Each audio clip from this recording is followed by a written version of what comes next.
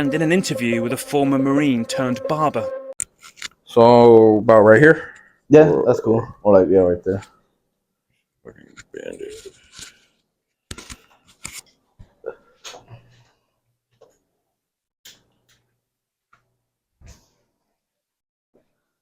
This good right here? Yeah, no, that's perfect. Okay. Yeah, I need to eventually got to get some better mics and everything. But yeah, this is like the setup right here. I just freaking record on my phone, do this, Same do the setup mic. with me. Yeah, Mhm. it's for me. It's like very like quick on the go, and like Yeah.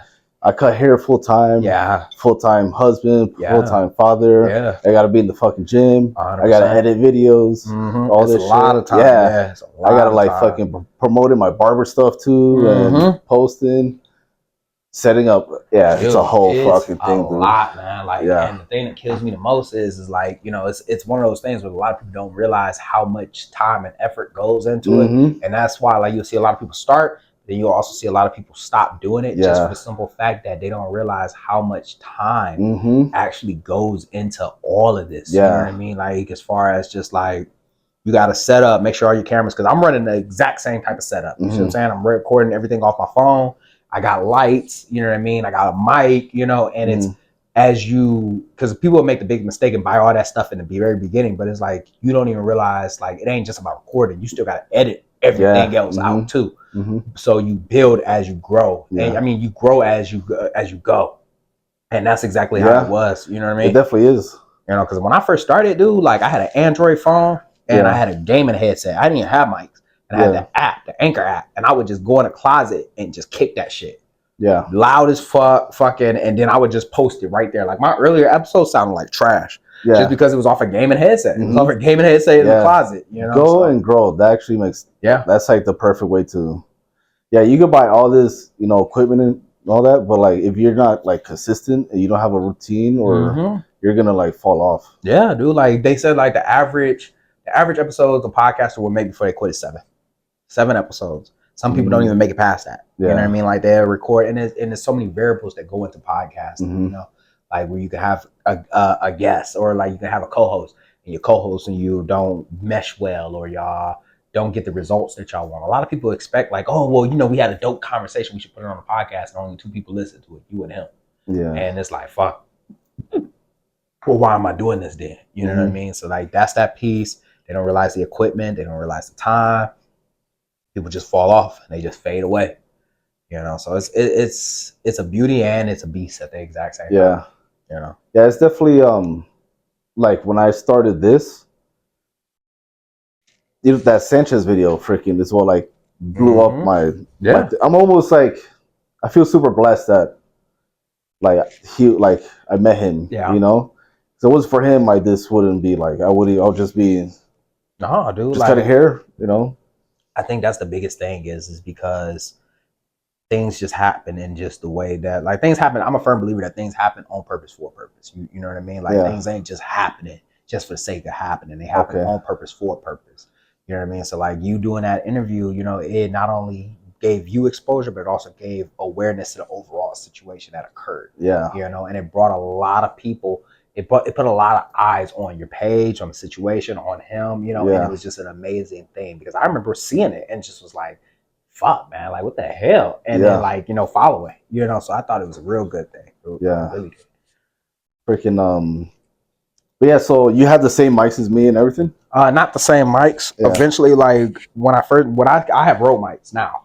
Okay. So like, so I actually have like a whole condenser and stuff like that where you can like Rodecaster where I can press the button and everything like that. Okay. So when I first started, it's like a little keyboard type thing, and then you hit and it switches camera angles. Yeah. How many cameras do you have? Right now I'm only running one, so I don't need to have multiple because it's just me on the show. So I run a singular one, just like that, and I have that light. The Rode mics right here, the Rodecaster's right here. I press record, and then I have all Apple products, so that way, like this video gets airdropped to my computer, and I edit it out with Adobe, upload it right then and there. Yeah, oh yeah.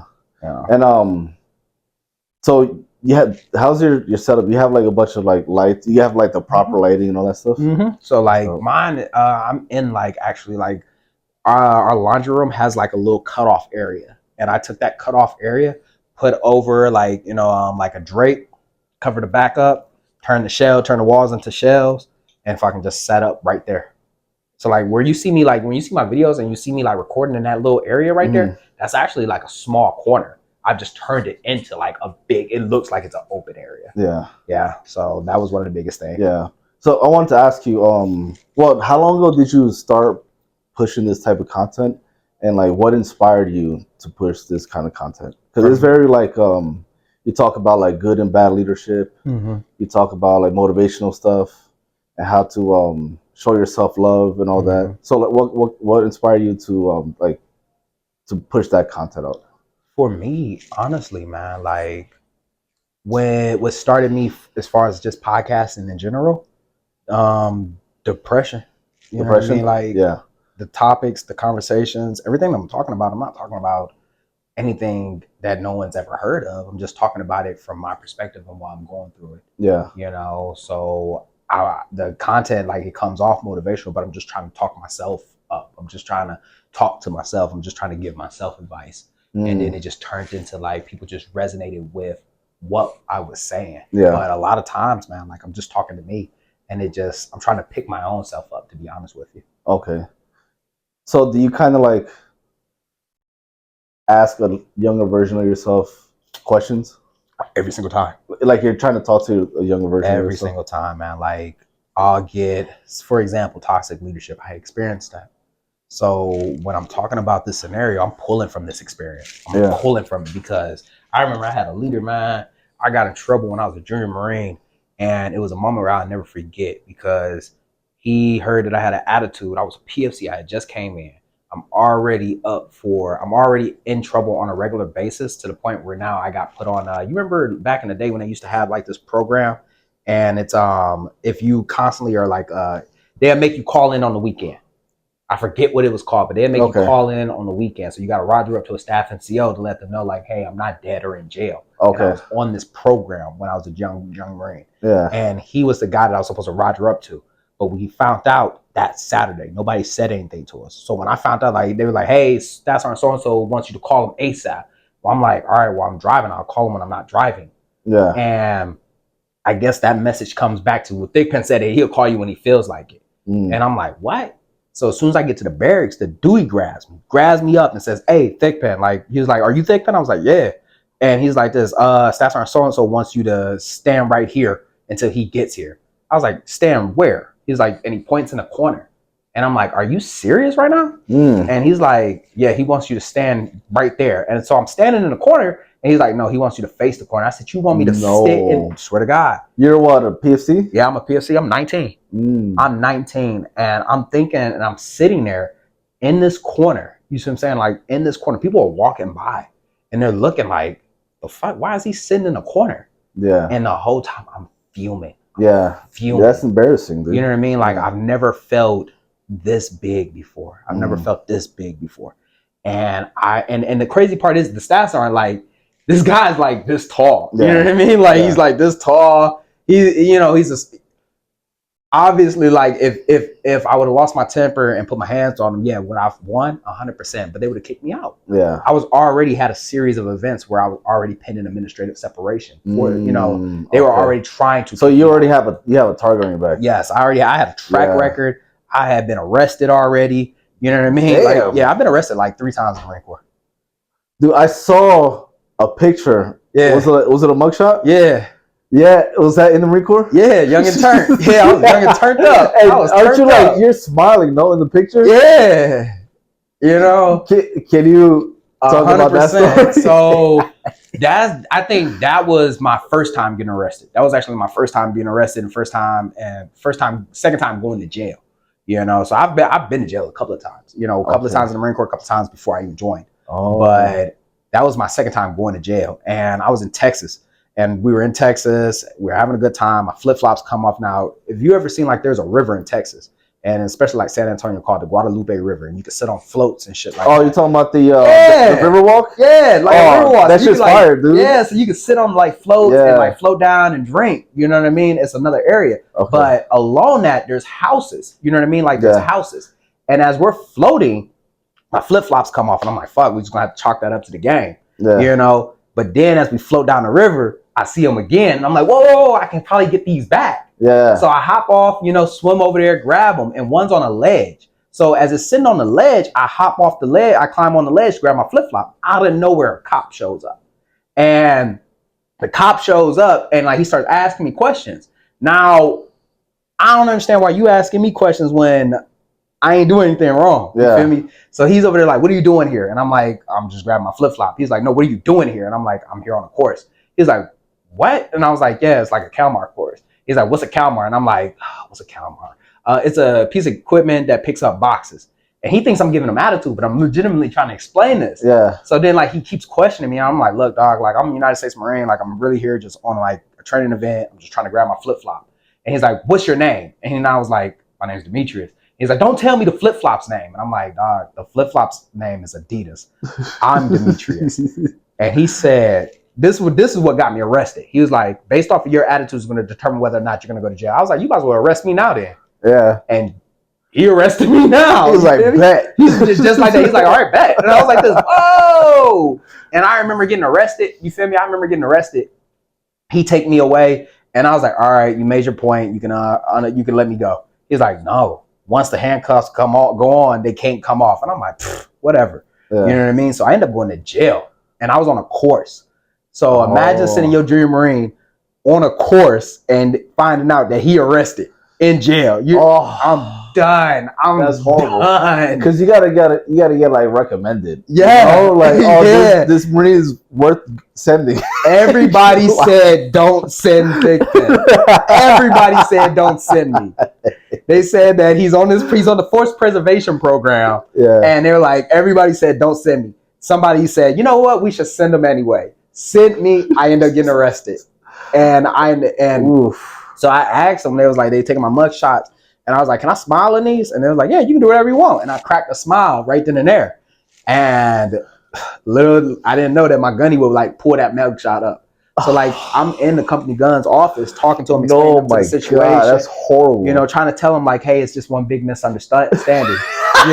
My corporal is right next to me, you know, and shout out to him because he got a lot of on the job training with me. Like some real like leadership development because he had to mentor this. He had to mentor me, and I'm putting him through hell. You know what I mean? Like I'm putting him through hell, and literally like I'm talking about like he's becoming a great leader just dealing with me. Yeah. And he's standing there, I'm standing there, and Gunny's like, yeah, I can see how that could be a big misunderstanding. Just given the area that you went, they get a lot of issues like that. He's like, where did you get arrested at, Thick Ben? And I'm like, New Braunfels. And he starts typing it in, and he literally types up my name in the database. And I can see when he sees the mugshot. He's looking, he's like, looks up at me, looks over at my corporal. And my corporal, you can tell that he realizes something ain't right. And he took his computer and turned it around and showed us. And he was like, so what are you smiling about? And my corporal looks dead at me like, God, I hate you. I fucking hate you. And I'm just sitting there like, I mean, Bernstein, I had bail money. You know what I mean? Like, I had bail money. I mean, what's there not to smile about? You know what I mean? What's there not to smile about? It's like, you just think this is a game. I was like, I don't. But I didn't get in trouble for that. I actually got like a page 11. Oh yeah, yeah. Actually, because there was nothing to. There was really there was when they. You didn't do anything. I didn't do anything, and then I had a staff sergeant go on that course a week after. I think it was like 2 weeks after I went. Yeah. And they explained everything to him, and he was like, "Yeah, like that's one big misunderstanding. Like they would have arrested him the moment that he got out. He was getting arrested because they deal with that on a regular basis. Okay. So I had actually fortunate enough to have leadership to listen and hear me out. Okay. About it. But yeah, I've been. Young and turned. I've been turned up in the Marine Corps for a long time. No way. All right, so we cut forward to you were in that corner, facing the corner. Yeah. And so I'm sitting in this corner, and mind you, he lived in Temecula. Yeah. And apparently, like it took him 3 hours to get there. 3 hours to get there because he finished watching the show, then he came down there. 3 hours I sat in the corner. And I sat there and all I could think of was like, am I seriously sitting in a fucking corner right now? You know what I mean? Like, and ain't nobody saying anything. And when we talk about like toxic leadership, we can always talk about what he did. Yeah. But the guy that was on duty, that guy knew me. You see what I'm saying? That guy was a corporal too. Yeah. You know what I mean? Like, he was also like the same corporal that at one point said like, hey, Thickman, I'd love to be your mentor. But you didn't even mentor me then. You know what I mean? Like, you knew that shit was wrong, but you didn't even say anything. And like, yeah, like the guy that did it, like obviously like he a piece of shit for that, but you didn't say anything. Yeah. And that goes unspoken on so many occasions where it's like, we always point the finger at the obvious thing, but the real toxic leader was the guy that stood there and allowed it to actually happen. And then sits back and like smiles in your face and want to be called bro and hang out with you and want to be liked and everything like that. Okay. But when you needed him the most, he disappeared on you like he the fucking Avatar. Okay. You know what I mean? Like he wasn't there. He just didn't help out. And that always resonated with me. Those moments right there, I'll never forget. And that was one of the biggest things that I always paid attention to with leadership. Have you always had that mindset even before joining the Marine Corps? The mindset that I've always had a mindset of there has to be more to this. You know what I mean? Or why are we doing this? Or why is this happening? You know, like I've never been the type of person to sit back and just settle with the fact that, oh, well, we can just fucking, you know, this is what life is supposed to be. So we're just going to accept what life is. I've never been like that. Yeah. And that mindset is what got me out of Detroit. Because like being born and raised in Detroit, Michigan, like the only things that you're going to be able to do is maybe go off to college, get a good job, but then you're going to come back home and hopefully try to get a job in that field, probably go off to the factory, you know, and then find yourself stuck working there for the rest of your life. Yeah. Or end up selling drugs or dead or in jail. And I just didn't feel right. I didn't feel like those was enough options for me. You know what I mean? I didn't feel like that was right. So that's why I left. And then coming into the military, I would always ask like, dang, why are we really doing this? Or why is this like that? Or why is this person like that? So I've always had that type of like perspective. Okay. Detroit, how's Detroit? Is Detroit just like super hood or? Detroit is not like the movie 8 Mile. We are not rap battling over there. Okay. I promise you that. We are not rap battling over there. Not in the 90s? No. Like when that movie came out, like everybody was sitting there like this, oh, you're from 8 Mile? Because I'm really from the east side. Like I'm from 8 Mile. You know what I mean? What is 8 Mile? Is that like, is that the route? Is that like a highway? No, it's like a street. So like there's these big major streets. So you got like Finkel, which would be 5 Mile, 6 Mile, McNichols, 7 Mile, and then you got 8 Mile, and then it goes 9, 10, 11, Is it because 12. it's 8 miles long or 9 miles long? Detroit's broken off in grids. So like you got your streets and then you got your miles. You know, so like 8 Mile is a big major street. Okay. Yeah. So those 8 Mile, 7 Mile, and 6 Mile are major streets. Okay. So mile is just like another word for like avenue. Yeah. Boulevard. Essentially. Yeah. Okay. All right. So how far are you from 8 Mile? I'm literally like I'm from there. Like that's my street. That's my side street. Is that like hella trailer parks and stuff out there? No. So there's two sides to 8 Mile. So 8 Mile is the last street that separates from Detroit from Warren, which is a suburb. So on one side of 8 Mile is the trailer parks and stuff. So that's where Eminem's actually from like 9 Mile. You know what I mean? Like he went to school at Lincoln. You know what I mean? But he lived on the other side of 8 Mile and would come across 8 Mile. Yeah. So his come up happened in the 8 Mile. Yes. Okay. Yeah. So like over there by like Osborne and Persian and everything like that. All right. Is Eminem your favorite rapper? No. And I mean, like, I ain't saying that he ain't like one of the greatest rappers, but I've never heard nobody in Detroit ever say like, yo, like play that new Eminem. Like, I've never heard that before. For real? No. Like we'll say like, you know, play like Zada Baby, play Babyface Ray, play, you know, so if somebody's like, name your top 5 greatest Detroit rappers, you're not putting Eminem number 1? No. What? No. That's crazy. Top 5 greatest Detroit rappers? Yeah, he's from Detroit, no? Immediately like Icewear Vezo going. No, you know, nobody's ever heard of him. Blade Icewood. Like nobody's ever heard him, but the people in Detroit, they know exactly what I'm talking about. Like Blade Icewood, like they. But Eminem though, ain't nobody in Detroit ever said like, "Hey, bro, like play that new Eminem." Bro, it wasn't. Bro, like, and I'm not saying that he not cold. I'm not saying that. Yeah. But when Eminem was like cold, I was in the 7th grade. Okay. You know what I mean? So you didn't really experience you know what I mean? Like I didn't like. There was like it was like my 6th, 7th, 8th grade era. You know what I mean? Like I'm pretty sure there's people in Detroit that be like, "Yo, like." How old are you? I'm 33. Oh, when you turn 34? Later this year in November. Oh, yeah, shit. like not a lot of people, and that's another thing. Like people always look at me and they be like, "This dang, like you don't look 33." I'm feeling it though. Yeah. You feel me? I done messed my knee up earlier. You know, earlier this week I'm putting Tiger Balm on and shit like that. People ain't prepare you that. Oh, you know what I mean? Somebody call me Unc. You know what I mean? Like, bro, like I'll tell you right now, that's a hard transition to go from big bro to Unc. Like it's come out of nowhere too. Like he's like, Unc got that shit on. I said, whoa. I'm not him yet. I'm not Unc yet. Yeah. You know what I mean? Like Unc usually on the you're Unc. Man, that killed me. I'm 33 too. So we Unc now.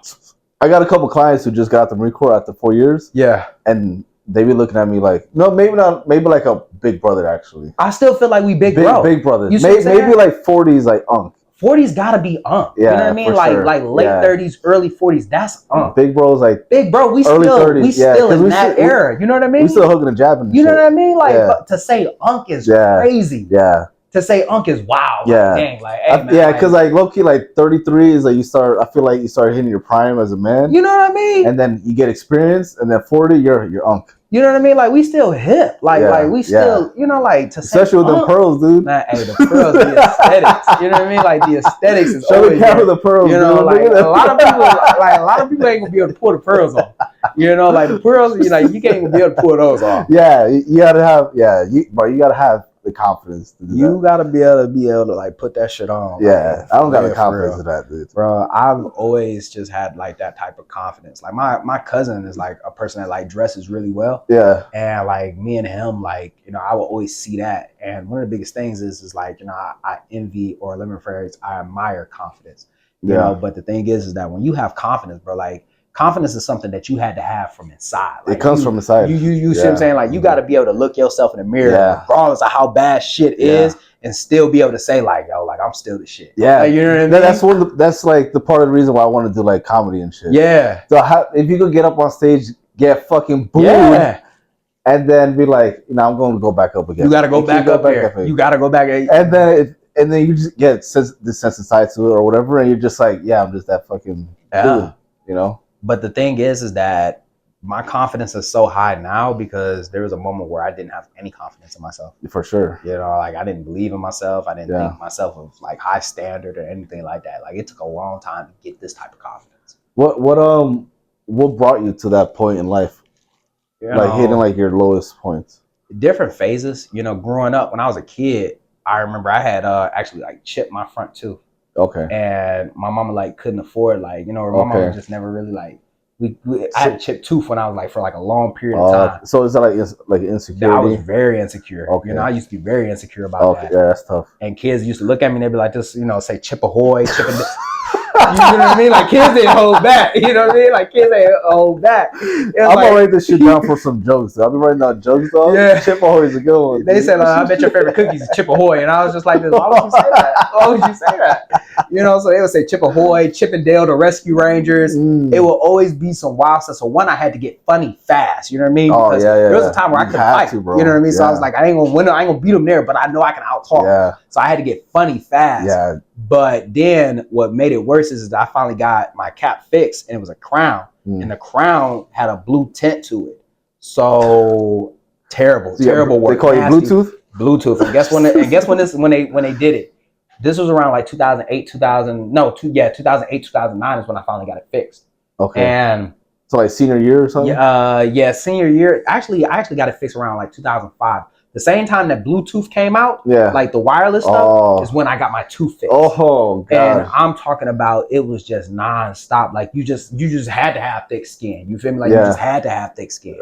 And I just ended up just becoming real funny, real fast. Because I was like y'all not about to be talking about me. Yeah, you know what I'm saying? You got to. Not when you don't got no fucking edges. Yeah, you see what I'm saying? Not when you got your mama got a mustache like that. You know what I mean? Like you gonna talk about me, but your mama got a whole like chin hairs. You see what I'm saying? Like is that your dad? Is that your mom showing up? You know what I mean? So I really had to get funny fast. But then even in the military, you know, I would have like my ups and downs where I just didn't like really believe in myself, or I just didn't have like that exact same.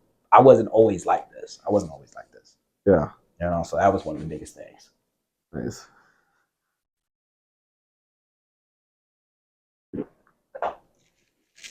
All right, so you chipped your tooth growing up. You played any sports growing up? Man, I'm terrible at sports. Yeah, I'm terrible. I did play football growing up, but I was terrible.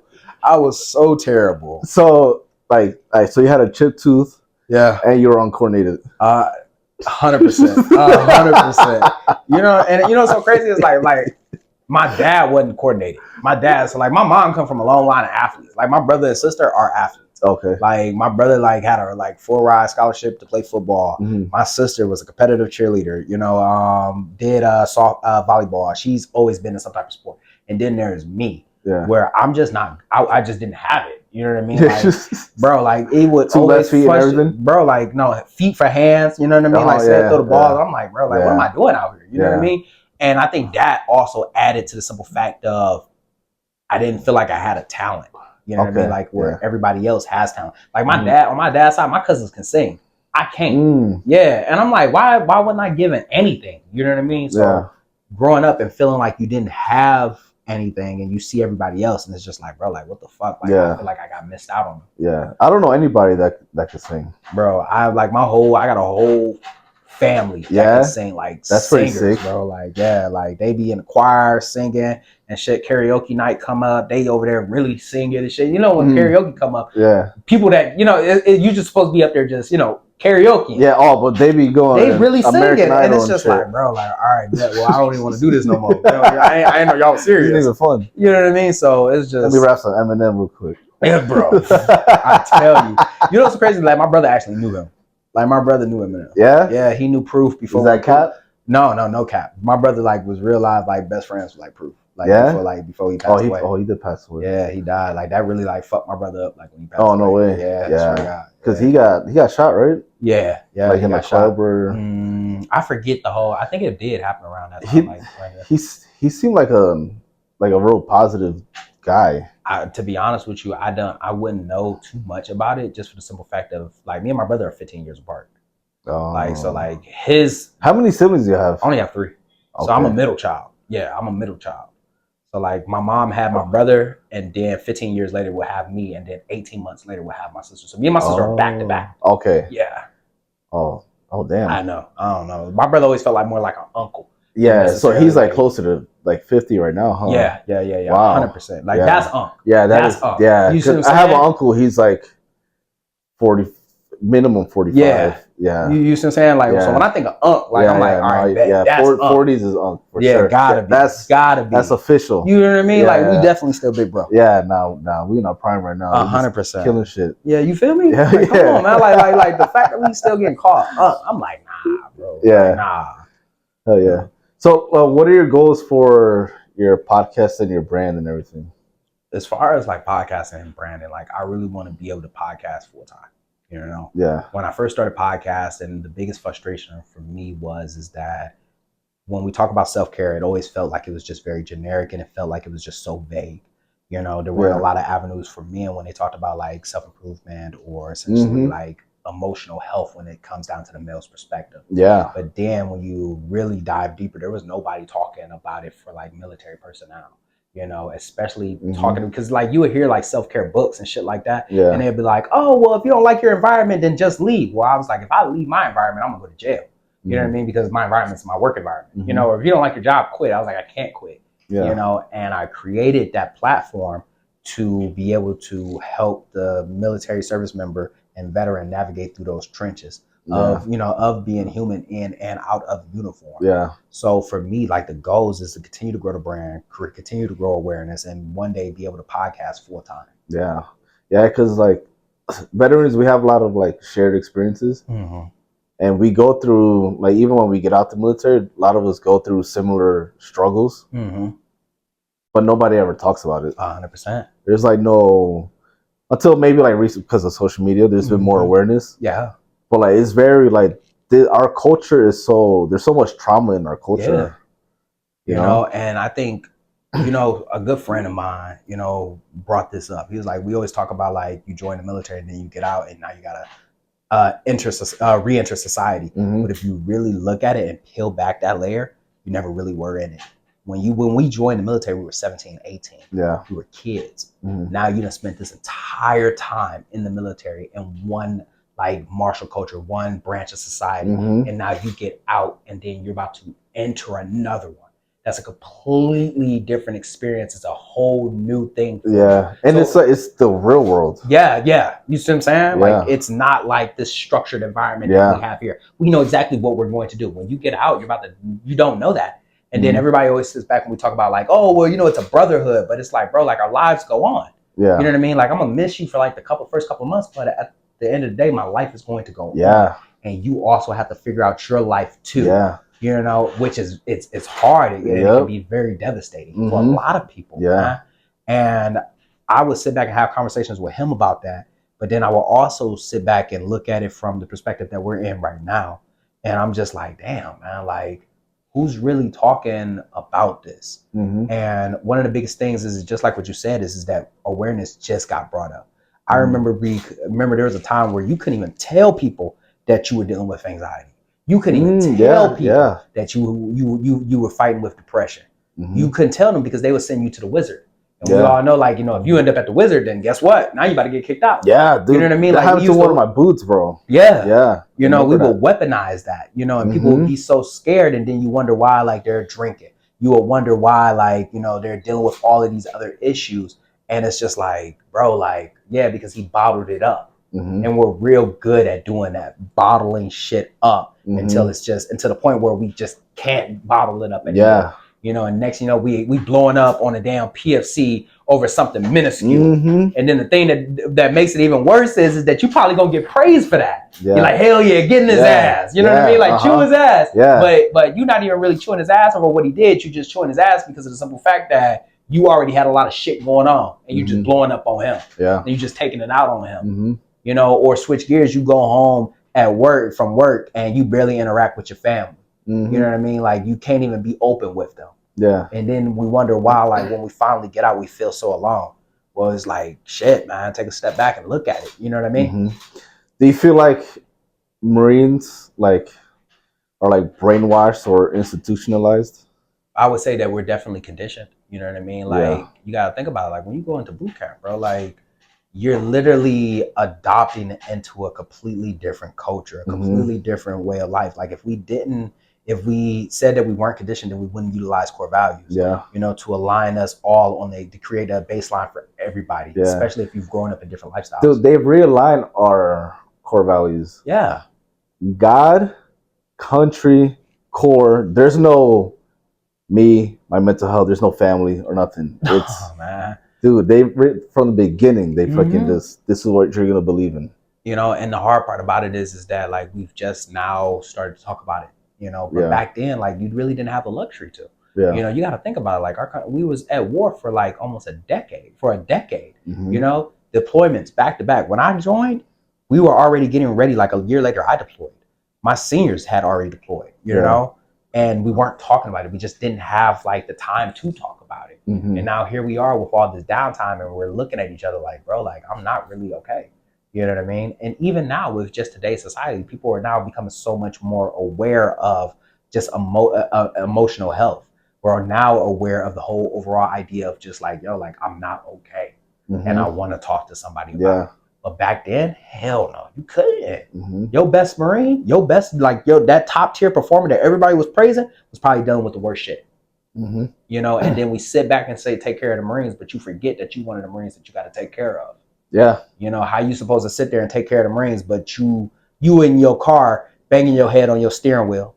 You show up early before everybody get there just so you can have a moment so that way nobody see you fucking break down, cry, so you can gather yourself. You go home at the end of the day, stay up drinking because you got a lot going on. But as soon as somebody calls you, you snap back into character. You snap back into that top tier Marine. You snap back into that mentor. You snap back into that leader. And then you go take care of it. And then the moment that you have some time to yourself, you fall apart again. And I remember that because that happened to me. Yeah. I remember sitting in a closet, man, like, and I didn't realize I was actually about to record an episode. And it was just little shit that it just was bothering me. You know what I mean? Like I just couldn't focus. You know what I mean? Like I couldn't focus, and like I kept messing up my intros, and I was already dealing with a lot. I was already dealing with other things from work to personal life to just a lot of things. And it all came out right then and there while I was editing. And I was like, and I was trying to take a deep breath, and I was just like, I'm okay. You know, like kind of calm yourself down. Yeah. And I was like, I'm okay. And then I finally said, I was like this, I'm not okay. Yeah. And when I said it, man, dude, that shit.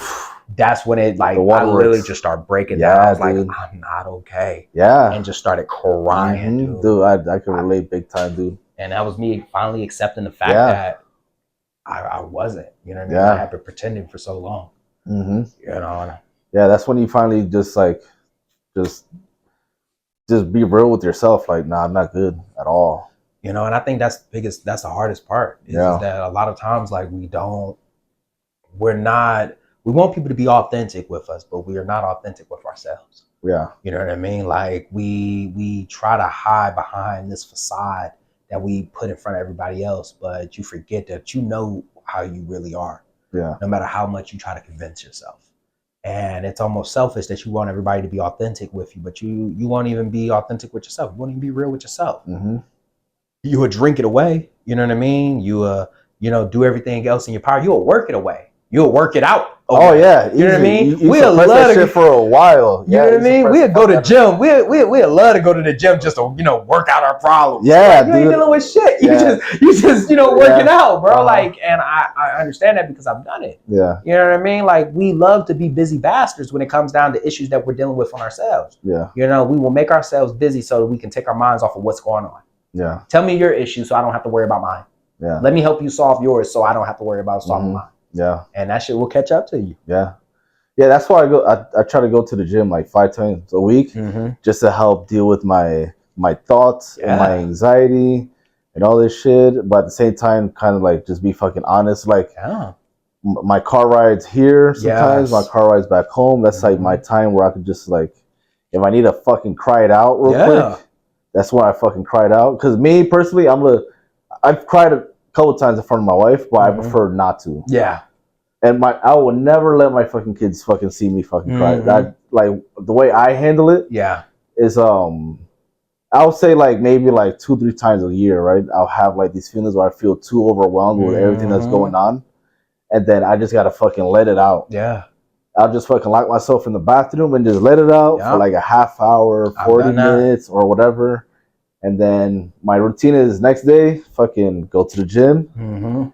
Then I'll probably still feel a little emotional. Fucking, I'll probably let it out. Fucking, and then each time it gets, all right, cool. And then I get to reset. And then I back to business. And then 6 months later or something, then I have like another episode. Dude, I've went to the bathroom. I've turned the shower on so nobody hears. Yeah. And I've just laid on the floor and I've cried. You know what I mean? I done tried to pray it away.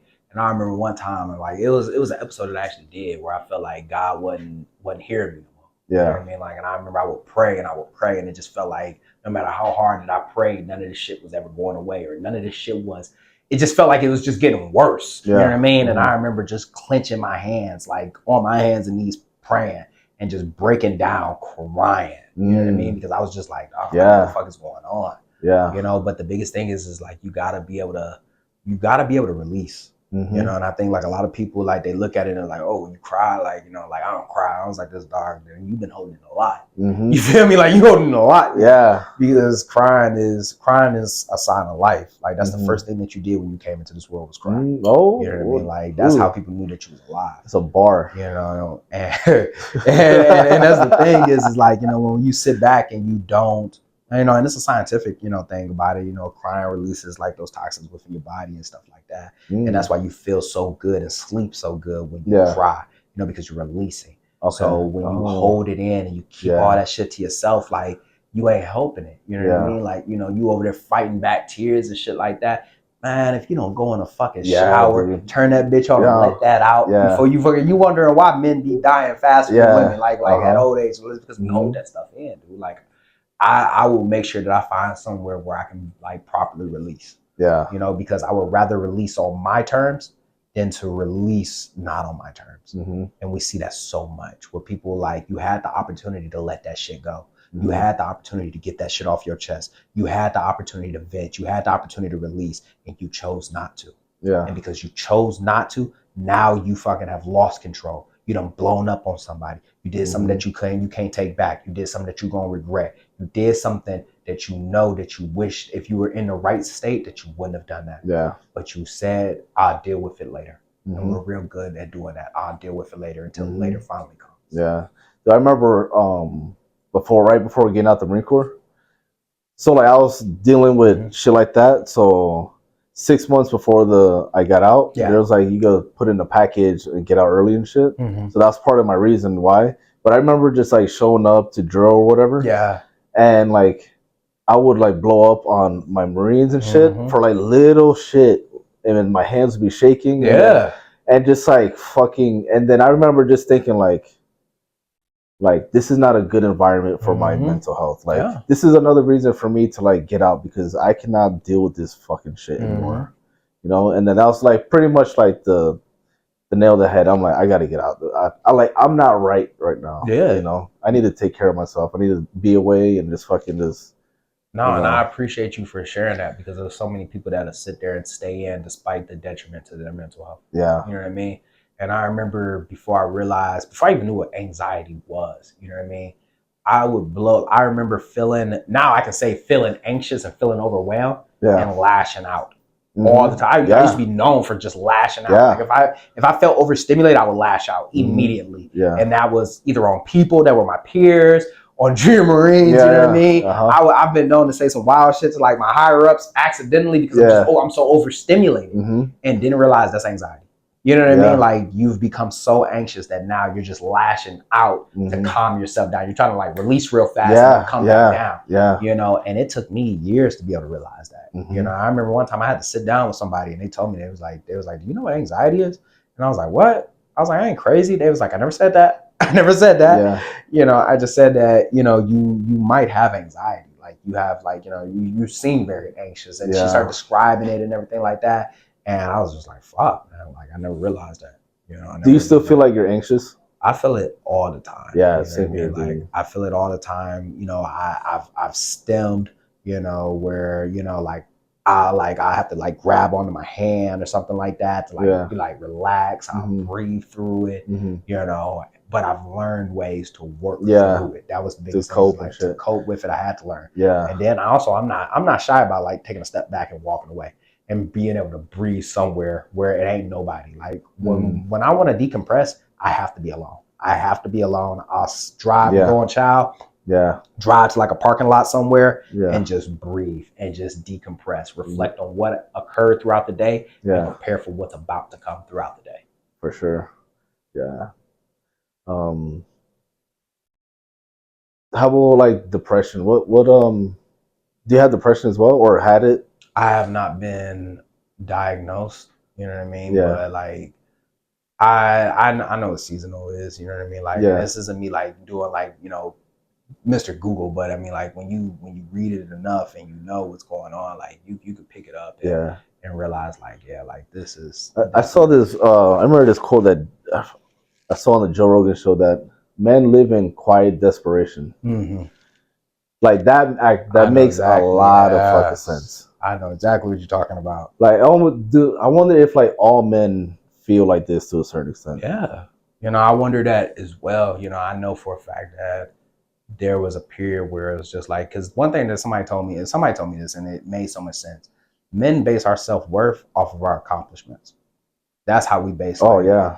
That's definitely me. You know what I mean? It was like, if I told you right now, like, you know, like describe yourself, like you're going to describe your accomplishments. You're going to describe the things that you did. You know, if I said like, hey, you know, tell me, you know, who's the first person that you wanted, like that comes first in your life. You're going to describe like the things that come first or the people that come first, but you won't say yourself. You know what I mean? And when he asked me that, he was like, tell me, he was like, I don't do that at all. Yeah. Oh. He's like, tell me about yourself. And I was like this, all right, bet. Like I'm this, that, I've done this. He was like this, I never asked that. I just said, just tell me about you. Like, you know, like what type of person are you? Yeah. You know what I mean? And I didn't even describe that. Then he asked me again, he was like, yo, like, so who comes first in your life? And I was like, my kids. Yeah. You know what I mean? And then I was just like, then he looks at me and says, nah, man, like it's supposed to be you first. You're supposed to come first in your life. If something happened to you, who would take care of your children? Who would take care of your family? Yeah. So you don't even take care of yourself. You're not even first. Yeah. You know, and that's crazy. something that a lot of men we don't even realize it. Mm-hmm. You know what I mean? Yeah. But when you really dial that back though, like, were we ever given that opportunity to really like dissect that? Yeah. Think about it. When you look at like when we were boys, you know, and we fail or we did a certain thing, people would say, stop crying, stop acting like a girl. Mm-hmm. You know, for the longest, men, the only acceptable emotion that most men was even showing was fucking anger and happiness. Mm. But it's a whole spectrum of emotions that you never really learned to navigate. And then now here you are in adulthood trying to figure out why you feel like this, trying to understand what's going on with you. And it's just like, damn, man, like, I wish I would have known about these things. And that's the hard part. Yeah. And then like for men too it's two categories. You're either a fucking alpha or you're a fucking beta. Mm-hmm. And that's another thing. So, and then you take in the fact that when we talk about emotional intelligence, like, oh, well, that makes you soft. So then like, you know, I don't want to be a soft man. And it's just like, bro, like, you don't know how much strength it takes to understand that. Yeah. You know what I mean? Like, you don't know how much, it's so easy to lash out. That's easy. You know what I mean? Like, and if you really dissect that, like, that shows that you lack control over yourself. Yeah. You know, like, I implore everybody to like really dive deep and ask yourself and learn these type of things and take care of yourself, because it allows you to have control over yourself. You know what I mean? Like you're good at taking care of everybody else, so take care of yourself, bro. Yeah. You know, but when we talk about like alpha male and beta male, like, bro, like maybe it's because of just where I work, maybe it's because of, you know, just the things I've seen, bro. But I just honestly, I be thinking like, oh, that's like titles, you know, that we be giving everybody just to categorize each other. Yeah. Freaking no. You ever watch like Andrew Tate? Yeah. Yes. High value man. Oh my God. Or like, do you hate him or do you like him, or are you in the middle? I'm a neutral party. You know what I mean? Like, I'm never going to say that I don't listen to anybody, because I feel like everybody can bring some type of value in the information that they're saying. So I do listen to what he's saying, but am I living my life telling people I'm a high value man or something like that? You know what I mean? Like, bro, and then you know, and it's like, we love to categorize ourselves in so many weird ways. Yeah. You know, like you hear a guy tell people like, you know, like, I'm an alpha male, I'm a lion, I'm a wolf. And it's like, calm down, bro. You're human. Yeah. You're a human. That's it, man. Yeah. Like you know, or you hear women say, I'm an alpha female. And I was like, what does that mean to you? Yeah. You know, so I just take everybody now with a grain of salt of whatever like they're calling themselves or stuff like that. I got into like an argument one time with like this feminist chick. Mm-hmm. Around the time I was just like binge watching like Andrew Tate, dude. Yeah. And I just fucking owned the shit out of her, dude. Oh my God. Like, I listen to people and I'm just like, bro, like, and what scares me is that like people legitimately walk around believing certain things. Yeah. And they will die on that hill. And I'm just like, all right, I mean, I guess like if that's what you think you are, like I don't think that, but I mean that's what you think. I feel like that red pill content is, every young man can learn certain things from that. Like get your money up, stay in shape. Yeah. You know, take care of yourself. Yeah. But they be saying some wild shit. Like Andrew Tate said, every chick should walk around with like her body count number on her head or some shit. Bro. Like, nah, that's a little bit too much. And then we also gotta appreciate women too, you know, like. And that's the thing, is like when you hear that, I feel like there's such like this negative perspective to that, because it's like when you hear somebody talk about it, immediately it gives you like the ick, because they're like this, well, my woman needs to do this and that, and you know, and it's like, bro, it sounds like you either want a mom or a maid. You know what I mean? And then it's like every chick should walk around with their body count on their head. It's like, well, every guy should as well. Yeah. You know what I mean? Like we glorify, it's great when we do it, but it's horrible when a woman does it. And I'm just like, all right, well, that's why I try to like stay. I try to keep a lot of that stuff at arm's distance. Yeah, but we don't want to get canceled. But the basic stuff, like, you know, working out, making sure that you know, having a schedule. That shit. You know what I mean? But like, hey, take that shit with a grain of salt, because they about to say some wild shit. Hey, you know what I mean? Like, and that's both sides, bro. Like, some people will say some good things, bro. Like they'll say like some good things, and you just like, hell yeah. But then if you talking to them too long, you just like, whoa. Yeah, like you about to go off on the deep end. Yeah. You know, we love women here. They're amazing. Yeah, we love our wives and our moms. You know, I was like, Jesus Christ, it'd be a wild time. Like it'd be a wild time. You know, like I'm like, bro, like. And then you listen to people, because people like will really take that into consideration. You know what I mean? Like, and they live by that. And I've listened to people. You know, I remember one time I was scrolling on social media, and this guy was bashing this other guy because he cleans up the house and he takes care of the kids and he cooks. And he's like, how dare you do that? Why don't your wife do that? And I was like, he's like, because she works just like you do. We both work. Yeah. It's both our houses. Mm-hmm. You know, like the dude work too though. Yeah, the dude work too. He's like we both do. It's a different time. Maybe back in the 50s and when there was a nuclear family and it was frowned upon. And then like you go fucking buy a house with like fucking working at a brick factory and you know what I mean? Yeah. Like working at CVS and buy a whole house. You know what I mean? Like it's just a crazy, you know, like I tell you, like we talk about like these old values, but then we live in a completely different society. You know what I mean? Like it's weird. It's really hard to live like that. Yeah, you know, 100%. Like I work full time, my wife works full time, and then we try to do our best to fucking keep the house together and fucking. Dude, I'm not even about to lie to you. Up. One of my biggest pet peeves is honestly like the relationship podcast, like because some things that they say are good. Like, you know, I love the ones that are healthy. But them toxic relationships. Talking about when it's like a man and a woman? Like that? Yeah. Like when you hear I don't know if you ever heard those relationship podcasts where they actually like talk about like it's either two categories, either toxic or it's healthy. You know what I mean? Okay. Like, and they have like the healthy dialogue. But then there's so many podcasts, and we do, and the reason why they're relevant is simple fact because it's controversial. Yeah. And it will get, you know, it's provocative and it will get views. But you hear women, it's constantly putting the genders against each other. Yeah. You know what I mean? Ladies, y'all need to create a space for men and, you know, this. And it's just the way that they're delivering it. And who they're talking to. Yes. It'll be young people who are single living in Miami or some shit. You know what I mean? And it's just like, or they'll bring all these women around and they'll start like telling them like, so what do you do? And the OnlyFans and all that. Yeah. And then they'll talk down to it. And it's like you create this and you just make this narrative, recreate this narrative of, you know, just like constantly we're back and forth with each other. Mm-hmm. It's just like, bro, like this shit is so disgusting. Yeah. You know? Yeah. Because I've seen content like that and then seen other content where it's like married couples who've been together and have kids and how they work it out. And I'm like, this is actually this is also realistic for people who are in this, you know.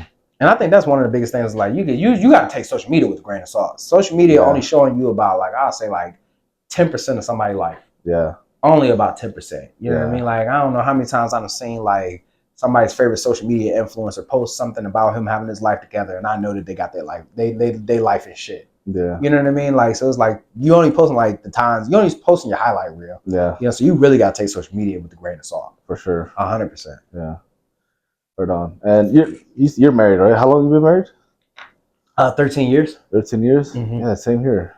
Freaking So you guys got married in 2011? Yeah. Did we? No worry. No, 12. I'll cut this part out. Yeah, 2012. Right away. Yeah, 2012. Yeah, it happened in 2012. Yeah, it happened in 2012. Yeah, we got married in 2012. 12 years? Yeah. 12 years? Mm-hmm. And then you guys met right here in Oceanside? Mm-hmm. Met in Oceanside. Yeah. That's dope because I'm 33. My birthday's in October, so we're like almost like the same age, and I've been married for 13 years. Really? Yeah. Oh, going on 13 actually. Yeah. Congratulations to that, man. Yeah. Like, congratulations. And we met in MCT formation and all that stuff. And then That's so beautiful when you told me that story. That was beautiful. Yeah. Yeah. It was. Yeah. Yeah. You know what? My wife likes when I tell this part of the story. Yeah. So like the day that we met in MCT, it was December 2010, like early December. It was fucking cold as shit over there. Yeah. Fucking Camp Geiger or whatever. And it was like 9:00 at night and we were all checking in because it's still, you gotta do a bunch of paperwork and we're like formed up outside, just like cold as fuck. Mm-hmm. And then I remember she was like a couple Marines down. We're like in the same squad, but she was like 5 people down or whatever. Mm-hmm. And I only heard her voice. Yeah. And then in that moment, I was like, oh shit, I think that might be my wife. Yeah. And then we've been married for 13 years already. Man, I didn't even freaking see her face or nothing. I just heard her voice. Man, that's beautiful. Yeah. That is beautiful, for real. And then we got a 10-year-old boy, and he does Muay Thai and Jiu-Jitsu, and we might sign him up for his first Muay Thai fight in May. But we don't want to like put too much pressure on him. Mm-hmm. I want to make sure he's still having fun and all that shit, because that's that sport is kind of like discourage the shit out you, you know? Yeah. And but yeah, that's where he's at with that. Yeah, I just started getting my son into boxing. I just started getting, so everything that I've learned since working up at the Martial Arts Center of Excellence, I've showed him. And I go over everything with him. And I told him, I was like, look, man, like, I'm teaching you this, like, and I had to explain it to him. I was like, dude, like, the reason why I'm teaching you how to defend yourself is for 2 reasons. One, you got a mouth on you that you gotta be able to back that up. You gotta be able to back that up. But then the second one is that I want you to be able to move and speak freely. I don't want you to grow up afraid of people because you can't back up what you say or you can't back up what you do. And I want you to be able to have that level of freedom. It's like, as a father, you're trying to create a better version of yourself for your kid. 100%. And that's why I put him in that too. Because he's a super smart kid. I remember he was getting bullied a little bit, like in kindergarten, just because he was so nice and, you know, like an innocent kid. And we're like, we need to put you in something like, and he loved it right away. He just loved jiu-jitsu, and he always tries better. He's uncoordinated as fuck.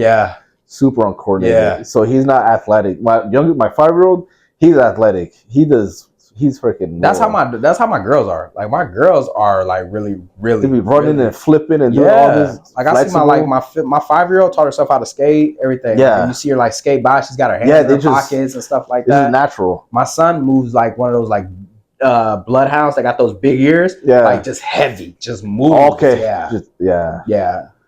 So that's my son. So, but like with martial arts and all that, like he just like is very one-on-one. So he just challenged himself freaking he's just very like locked in and shit. I love the fact that I hold pads for him. Like, I never had that opportunity with my father. You know, like growing up, I grew up in a single parent household. And like, those are moments that I wish I would have been able to have with my dad. Where I'm literally like, I'm walking him through drills. I'm holding pads for him. Like, I'm debriefing him and stuff like that. I'm telling him to keep his hands up. I'm showing him things. And it was just like moments like that I just couldn't, I'll never be able to replicate. And it's like, for him, I know he's just like, damn, man, like, you're always on my case, but it's like, bro, like, I wish you understood how much training you has healed my inner child. Like, this is really like healing me. Like, that's the crazy part. Oh yeah. How many kids do you have? I have 4. 4 kids? Oh, no way. So is your son's the oldest one? Nah, so I have, my daughter is my oldest. So I have an 11-year-old, I have an 11-year-old, a 9-year-old, a 5-year-old, and I also have a 2-year-old. And your boy's the 9-year-old? Yeah. So I have 2 boys and 2 girls. Okay. 11, 9, 5, and 2. And 2. Yeah. Nice. So do they all you put them all in boxing and stuff, or? My sons are into. I put them in what they were interested in. Okay. So like, my oldest got into art. You know what I mean? Like, I keep pushing like, you know, some type of martial arts on her. And like, she's been talking about like jujitsu, so like, we're probably gonna put her into that. But she's real big into art. We even bought her a tattoo gun. You know what I mean? Because I'm like this, like, you gonna want to like, I want you to be able to do what you love, like, and find the avenue. Because a lot of times, like, parents back then, and like, you know, like, did your parents ever come up to you and tell you like, yo, like, you can be a barber? You know what I mean? Like, that was a skill that you learned later on down the line. You know what I mean? They told you to go to college. And I don't want to set my kids up for that. I want to be like this. What do you love? And let's see if we can be able to put you in front of that, so that way you can continue to do what you love. My youngest, like, she's gonna go into sports immediately. You can just tell by the way she moves, how she acts, how she carries herself. She's so active that like, we can't help but not put her into sports. Like, she literally like my sister. And my son is actually like, he actually creates content. You know what I mean? Like, he wants to create content because he sees me create content. You know, but I put him in the box, and I forgot what he said. He said something. And I'm just like, no, he told me that he had an issue with some kid. And I was like, so what did you say? And he told me what he said. And I was like, nah, what did you really say? And then he told me what he really said. And I was like, nah, we're gonna go through boxing together. You know, so I taught him everything that I had learned. Yeah, my son fought his bully in October. Hell yeah, he did. He did. So like, he's at that point, he was training for like solid like 1.5 to 2 years. And so some kid in this class, they start school in August. It was like August, September. He had 2 incidents. Like, one time the kid like grabbed my son's beanie and like chucked it. Right? Another time where like they had like a project where they had to make some type of clay, like food or something. My son made a taco and the kid just like squished it, right? And the kid was doing that to the other kids in the classroom too. So then he'll come home and tell us like, hey, this kid's a bully. We'll tell him, hey, this is a reason why we pay for these lessons. So like, if if he's messing with you, you handle it. You gotta. We have your back. Yeah, as long as that's you don't the biggest start thing right there. You know, yeah, we're like, whatever. You're not gonna get in trouble with us. You know, take care of it if it happens. And then October comes and they're in recess, right? And then that kid's bullying his friend, right?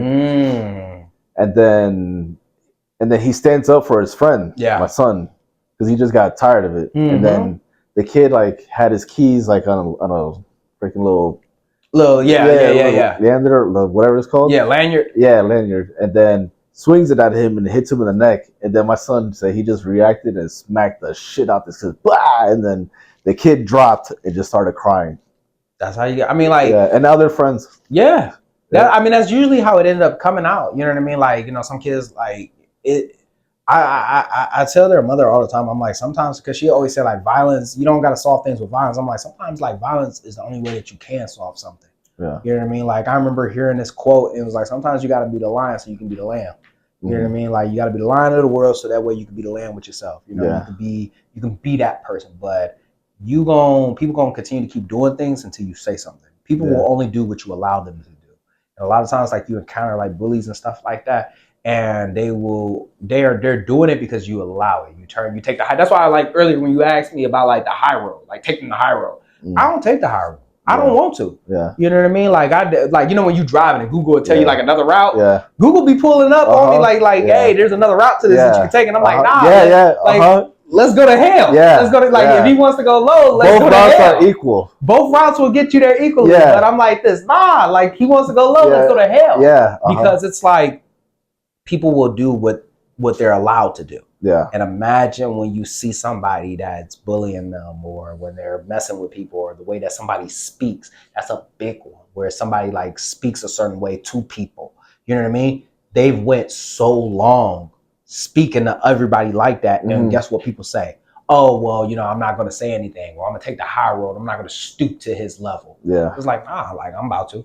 You know what I mean? Because I don't want to be talked to like that. Yeah. And I'm gonna let him know that he's not about to talk to me like that. Yeah. You know, I forgot when it happened, but it actually happened recently, where somebody said something to me, and I turned around and I was like, don't demand anything from me. Yeah. You can talk to me like a regular person. You know, I'm not playing that. You know, you ain't about to. Like, that's something that we get so comfortable doing in the Marine Corps, where we will talk to people, or in the military in general, we talk to people like we crazy. You wouldn't talk to somebody like that. And because you know that they can't say anything to you, you just continue to be like that. Yeah. And it has to take somebody to say something to you. And I'm a firm believer in just saying it. Like, nah, you're not about to talk to me like that. Yeah. So I had a client like that. I had to fire him. Dude was like, in his world, he's like the man, right? Yeah. He's a number one salesman in this insurance company, right? Yeah. Because this team is probably at this point maybe like over 600 people or some shit, and he gets commission from everybody every time they make a sale. Yeah. So this dude, millionaire, he's even told, he shows up his bank account or all that shit, made almost $4 million last year and all that shit. Yeah, because that's how you establish. And everybody's fucking, nobody tells him no. Fucking surrounded by people who just, because he's the dude, right? And then he would just like expect the same treatment here or whatever. Then after a while, I'm like, no, you're not talking to me like this, dude. Yeah. No, I had to just like cut him off. Dude. Yeah. And then like, it's crazy too, because somebody who's like that connected and all this shit, you want to have a good relationship, you know? Is it really worth like yourself? Yeah, exactly. You know? Am I gonna really freaking not follow my own morals and shit and all that as a fucking man? Like, nah, I can't do that. Like somebody told me, like they was like, you know, they're kind of like, you tell people how you want to be treated. Yeah. You tell people your value. You tell people how they are going to interact with you.